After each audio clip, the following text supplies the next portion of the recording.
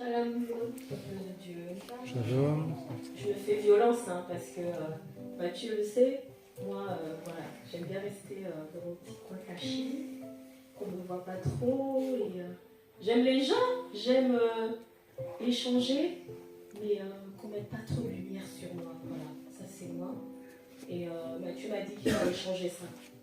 Il m'a dit qu'il fallait changer ça. Et ça, le fait qu'il me l'ait dit, je pense qu'en moins d'un an, grâce à ses conseils, grâce à ses encouragements, grâce à ses prières, parce qu'il prie beaucoup pour moi.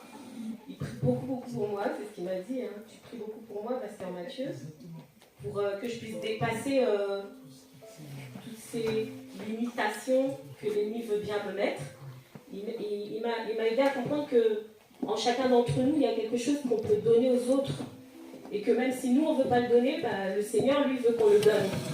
Donc c'est comme ça qu'il m'a vraiment, même au niveau de mon activité, ces conseils ont permis que je puisse me dépasser, en fait.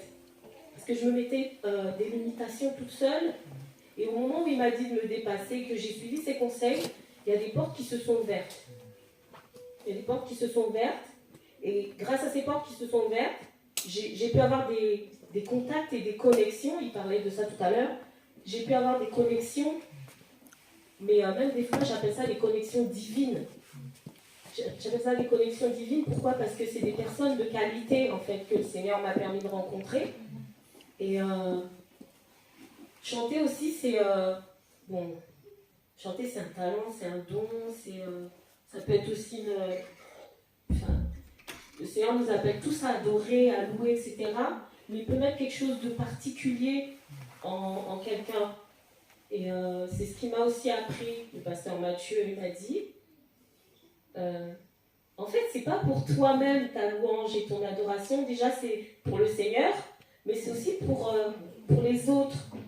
Donc, en gros, si tu n'ouvres pas ta bouche, qui va entendre ?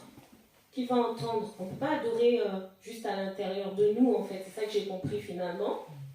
Et ça m'a aussi aidé à me dépasser à ce niveau-là et à essayer d'enlever la timidité. Ce côté-là que j'avais aussi toujours vouloir, c'est soit je fais la chose et c'est parfait, ou soit je préfère ne pas le faire. Ce côté-là, je me suis battue aussi contre ça, parce que c'est pas bon du tout. Ça fait que tu ne fais rien, en fait. Parce que tu as envie d'être forcément parfaite dans ce que tu fais. Du coup, tu te dis que tu ne vas pas le faire. Du coup, tu fais rien.